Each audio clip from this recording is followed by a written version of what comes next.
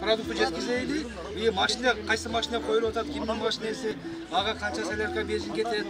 Өлкөдөгү акыркы кырдаалга байланыштуу Жалал Абад шаарынан Баткен облусуна гуманитардык жардам жөнөтүлдү. Бул акцияга жаштар, активисттер жана шаар тургундары катышты. Акция кече саат 22:00 башталып, жагдай турукташканга чейин уланарын уюштуруучулар билдиришти. 50 миңден ашык акча топтолду. Анан кийин бизнесмендер, келечек фирмасы мына көрүп турганыңыздардай уун, суу немелер менен камсыз кылып атат. Бүгүн чогулган, элден чогулган, жаштар чогулган акчага продукт алып, жаш балдарга памперс кийим кече алып, аялдарга чоң хабага жүктөп, Баткенге жардамыбызды жеткиребиз.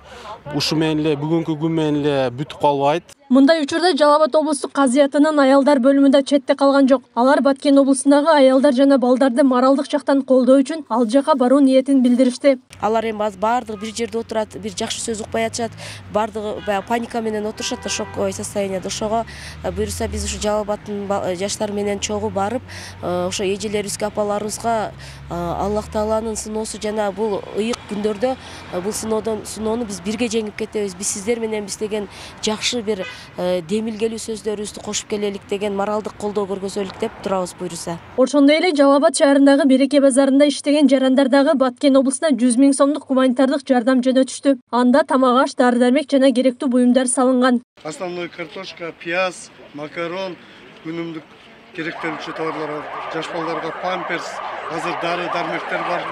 Алар да кошулат. Нактабай акча бергендердин акчасына биз дары-дармек, ошо памперстерди алдык. Калган продукция ошол нак жеке ишкерлер өздөрүнүн атынан беришти. Ал эми Жалал Абад шаардык мэриясы тарабынан гуманитардык жардамдын биринчи этабы жөнөтүлдү. Мындан сырткары мэрия жагдай турукташканда чек арадагы үйлөрдүн бирин куруп берүүнү пландоодо. 1 миллион сомдун тегерегинде ошол жерде күйгөн үйлөргөдөн бирини куруп берели деп чечтик. Ошого байланыштуу бүгүнкү күндө ал акчаны убактылуу токтотуп кармап турабыз. Себеби дегенде ал жерде тынчтык орногондон кийин чек арадагы биринчи үйлөрдүн болуп, ошол жерде бир үйүн биз куруп берели деген ойдобуз. Жалал Абад кан борборуна Баткенде жаракат алгандар үчүн ыктыярчылар кан тапшырып жатышат. Bizde daim kan özümüzün zapaslarımız var. Andan sırtkarıda kandарды alıp koyup, aların analizlerini çıkarırız, onun analizine tekşeriyoruz.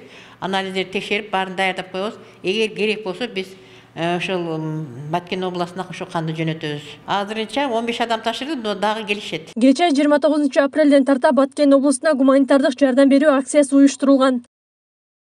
Акылай Карабаева, Аскар Маматисаков, Регион.